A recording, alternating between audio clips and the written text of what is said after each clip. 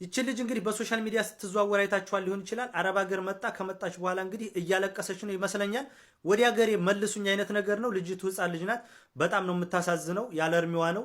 ግን አንዳንድ ሰዎች በኮመንት እየገባችሁ ቤተሰብን ተወቃሽ የምታደርጉ ሰዎች አላችሁ። እርግጠኛ ነኝ ይቺ ልጅ ከሀገር ስትወጣ ቤተሰብን ብጥብጥ አድርጋ እሞታለሁ፣ እሰቀላለሁ፣ እታነቃለሁ ካላካችሁ ይብላ በጣም ቤተሰብን ረብሻ ሊሆን ይችላል የወጣችሁ።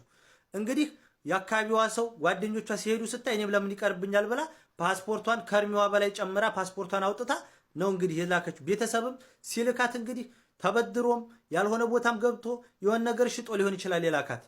እሷ ቀውጣባቸው ረብሻቸውም ሊሆን ይችላል። ሳታቁ ቤተሰብን ተወቃሽ አታድርጉ። እዛ የምታስበው ሌላ ነው፣ እዚህ ደግሞ ስትመጣ ሌላ ነው ያገኘችው።